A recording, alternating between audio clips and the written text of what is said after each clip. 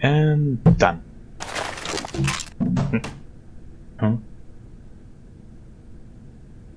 Oh, hello. I can see you, you know. Starting to talk with the game. I have probably worked too long on this. Wait a second.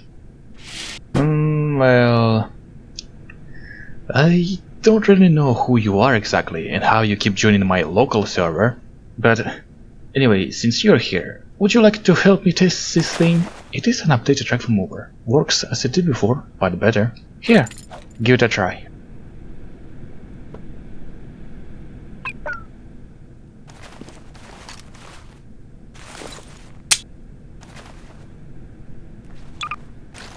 That's a dynamite. Don't worry about it. So I guess I could show you how to use the toolgun sometime. But first, I'll have to document all the new stuff for the tool. Alright. Hello. Here's some new features I have added to Ragdoll Mover. Arrows on position and scale gizmos will now rotate to face you. This will allow you to grab these from almost any angle, unless the arrow is pointing right at you.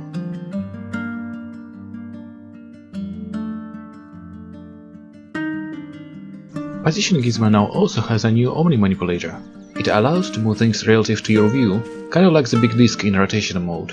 Holding down Shift or whatever key you did bind to sprint will cause the Omni Gizmo to snap to physical surfaces, so you could use it to reposition something.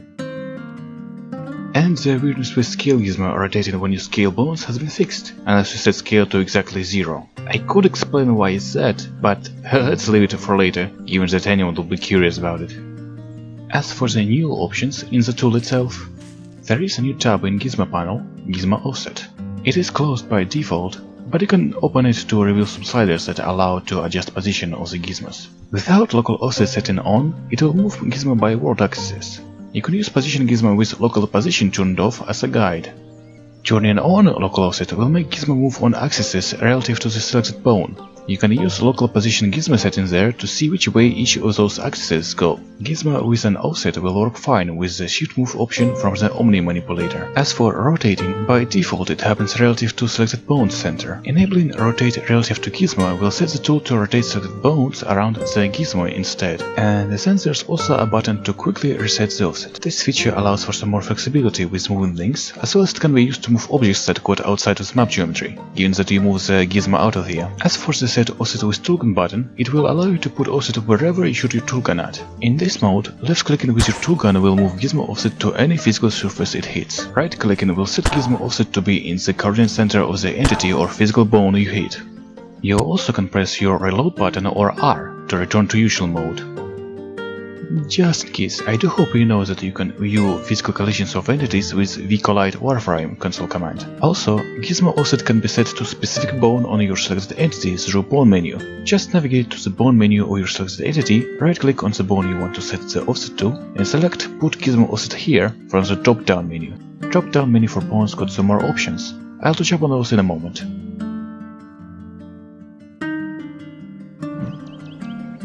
As for some other menus, iKey tab has a button to enable or disable all the usual 4 iKey chains at once, and it was expanded with 6 more additional chains. Additional chains have to be assigned manually through iK Chains tool. There are more options in MISC tab. Disable entity selection will lock your currently selected entity and will not let you select anything else, useful in case if you tend to select other entities by accident. Unfreeze on release is still the same as before, but just in case if you didn't know how it works. It will unfreeze physical bones that were already unfrozen upon releasing gizmos. It also will just drop them without applying any force, so you cannot use it to fling something. And the Draw Skeleton option, which will show all connections of all bones in selected entity. Without this option on, Ragdoll Mover will only draw connections of the bones you are aiming at. Green lines show the children bones that are connected to the bone, whereas the blue line points towards the parent bone, which is the bone the current one is connected to. Skeleton drawing works on any entity that has bones. However, sometimes skeletons can be drawn incorrectly for freshly spawned entities, since Ragdoll Mover only builds their bone data when you select them. Now, moving on to the bone manipulation functions. The Advanced Bone Tool like Precise Nonphysical Bone Manipulation tab now has a text entry for each of the parameters that you can manipulate. You can enter values there, separated by spaces between each value for x, y and z parameters, or pitch, yaw and roll for angles. You can use this field to quickly copy-paste some values between bones or, for example, even keyframes in stop-motion helper. And position gizmos for non-physical bones also can use world coordinates now. I have also improved how non-physical bone tracking works, and it is quite comfortable to pose them now. But in case if you have realized that you made an abomination, you can use Reset All Bones button to reset all non-physical bones on currently selected entity. As I did mention, it only works for non-physical stuff, so physical bones will only reset their scale. To fully reset them, you may use Set in Pose tool or Ragdoll and Stretch tool. Moving on to cooler stuff, you may know how scaling only will rescale currently selected bone, but now with Scale Children Bones option, you can resize all children bones of the scaled bone, kinda like Inflator tool in Gmod.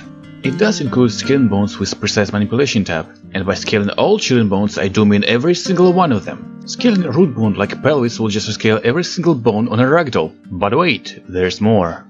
Move children bones when scaling will make children bones move to accommodate the new scaling, so we can easily make things like big hands on ragdolls again.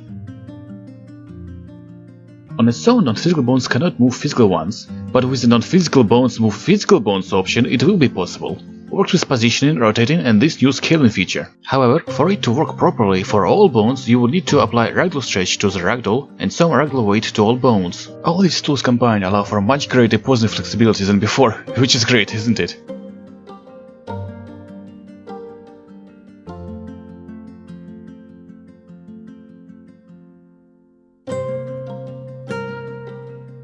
And now let's compare this to how we would pose it by just using Phys bones. And there's also the angle snap option for rotating.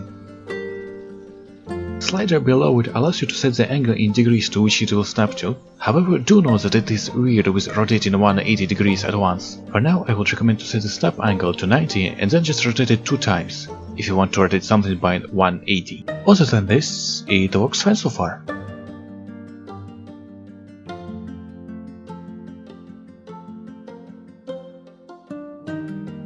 As for the bone panel additions, there are buttons that allow to filter out physical and non-physical bones, should you need that. You may also recall there being buttons for resetting non-physical parameters for the selected bone only, or locking physical bones in place. These have been moved to the right-click drop-down menu for each bone in the bone panel. Resetting by a certain parameter is now possible, and there's also an ability to set a parameter for all children of that bone. And there's also an option to scale bones to almost 0 or 0.01, so it will not break Gizmo rotations. In case you'd like to make some sort of abominations, of course. I'm going to speed up the section where I scale his arm to absolute 0 to show what happens. Pay attention to how Gizmos end up being rotated.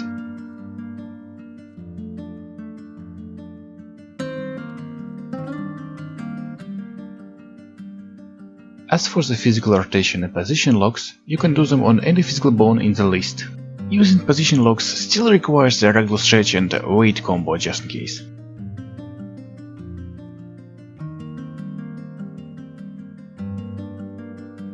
There is also a new lock option. It only works for physical bones, so the Phys bones only filter will come in handy. Select Lock to this bone option in the drop-down menu of a bone, and then left-click on any other physical bone in the bone panel to lock it to the bone you have chosen the option on. Just as it says, that bone will be attached and will move together with the other bone. It does work with IK, hands and feet.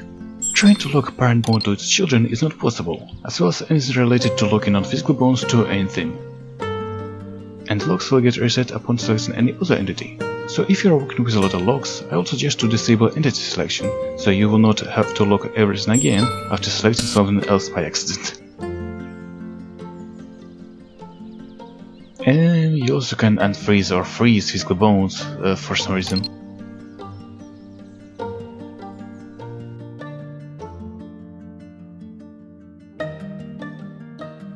You can also lock bone scale now, to prevent it from scaling with Scale Children Bone setting. So yeah, you can basically scale ragdolls like Ragdoll Resizer, but with skipping their original collisions. And I wouldn't recommend unfreezing stretched ragdolls. Do note that Half-Life 2 guys got some of the procedural bones that cannot be moved at all, so Kleiner's wrist here got weird.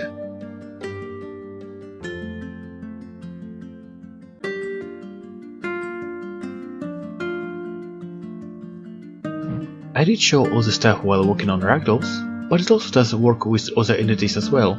Well, except for IK chains, as they only work with physical bones that Ragdolls got. Things may be a bit awkward on prop effects. Moving their root bone will now use the newly added movement for parented props, so you will not be able to reset that one with non-physical reset, as it counts as physical movement. Other than that, moving any other bone on them should not cause anything weird to happen. Now, as for that constrained entities tab, it's going to show all the eligible entities that our selected entity is constrained to in any way. By constraints, I mean things like welds, ball sockets, axes, no collides, and such things that are applied usually between two entities. Do note that Ragdoll Mover will look through every single entity that has constraints on them, so if there are two props that are not connected to each other, but they are both connected to some third prop, they will still show up in the tab. Also, here, I'm gonna show that parented entities can be moved around, just in case. You can select one of the constrained entities by right-clicking them in the Constrained Entities tab and clicking Select this entity. You can use this as a way to select entities that got outside of the map, like no-collide some two entities and then access the other one through this menu. Though, apply no-collide before throwing something out of the map, and don't forget about Gizmo Offset. So, as to what Constrained Entities tab does, when you have a prop selected, click on any of the attached entities in the list to attach them to your prop, so they will be moved together. Like bone locks, all constrained entity locks will be reset upon selecting any other entity. Also, constrained entities do not support Scale Children Bone setting. As for Ragdolls, constrained entity locking will require to select a physical bone of the Ragdoll in the bone panel. There is no simple way for the tool to tell to which physical bone exactly someone is constrained, so you gotta select it yourself, since I am lazy. Also, bone or entity locking to IK limbs may behave weird when you try to rotate IK parent bones.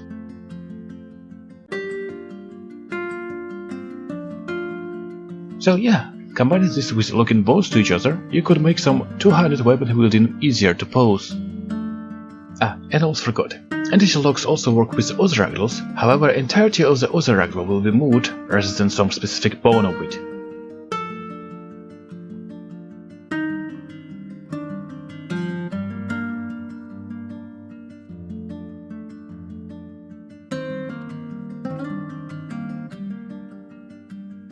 As for the bonemerged items, nope, you still cannot move them, only scale. Well, that is all for Ragdoll Mover, though we still have IK Chains tool to check out. Ragdoll Mover's IK Chain Creator is more flexible and somewhat better to use now, I would say, so let's take this dog without a default rig and make a custom one for it. Each of the limbs now has a button corresponding for it in the tool, for convenience. Creating a chain is a bit more complex, as you now have to select the knee bone manually, but I swear this will come in handy later. Now, let's make the rest of the rig for the guy. And everything is working as expected. Although I recall people being not quite happy that they had to redo the whole process of making chains for each Ragdoll that did not have any. So now you can save your IKs for whatever Ragdoll you made them for. Make sure to right-click a Ragdoll chainsaw which you want to save, and then click Save. This will create a text file in a RGM IK folder in your Gmod data folder, named after the Ragdoll you had selected, and if you had some chains saved for a Ragdoll with the same name, it will append a number to it. As for loading the IK chains, right-click on a Ragdoll you want to load them for, selecting the chains file from the drop-down menu and click Load. As for why is such knee bone is manual now, we will get our answers with this word again. Since his legs are composed of 4 bones, making proper IK chains for him before was rather tough. But now you can select his hip bone, any of the middle 2 bones, and the foot, and that should be enough. And here we go. Although in case if you want to use all of his leg bones for a chain, you can combine usual leg chain with some of the additional ones, like this. Whereas it does work, I would suggest to be careful with it, as once the chains could just get stuck if you stretch it too much. But then you can disable them and put the leg back in place.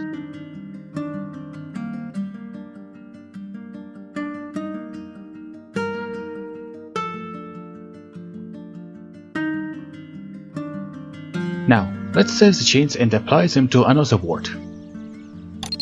I forgot to select the guy, so now I have 2 dog rigs. Well, as for deleting and renaming IK chain files, just navigate to Data RGM IK folder in Gmod and do whatever you want with things in there. And that is that for the chains tool. But wait, there's also a new tool I made for Ragdoll Mover. Now, introducing the prop Ragdoll tool, which is probably the thing that only I will end up using. This tool allows to stop a skeleton for several constrained props and then trick Ragdoll Mover into using it and treating the whole contraption as a tool to a Ragdoll. Well, almost. Right-click on any physics prop to add it and all of its constrained entities in the upper tab, from which you could drag and drop them into the lower skeleton builder tab. Drop entity entries onto each other to attach them. You can see the way each prop connects to each other through the lines the tool will draw. Take care, however, right-clicking on entities, even already selected ones, will reset the skeleton builder. In case if you want to build a skeleton faster, you can use left clicks to add props to currently selected prop in the builder. You can also add a prop and select it instantly with left click and the use key, which allows to quickly set up a chain of props connected to each other. Do note that you can only left click on props that belong to the Constrained Entities tab. You can also view orientation of the props by clicking on them in the skeleton builder, which will bring up their X, Y, Z axes around the coordinate center. You can offset the coordinate center of these props with X, Y, Z sliders. This is important for making sure that joints like knees rotate around a proper origin.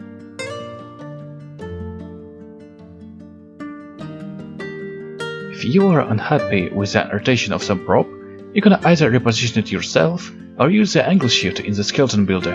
When you use it, you will see darker and shorter axes appear, which will be the new orientation for coordinate center of your prop around which it will rotate. Position options will still obey by odd axes, so they will stay still.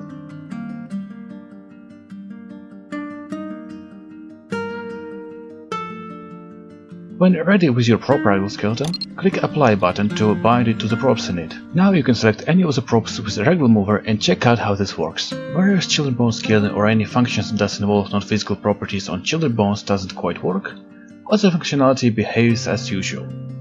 And yes, you also can create IK chains for prop Ragdolls and save them. Prop record data in the props is saved into them, so one your duplicator will preserve it and other duplicators as well, including gmod saves. However, tubes still will not preserve IK chains data. And that's all, although there's still a thing I want to mention.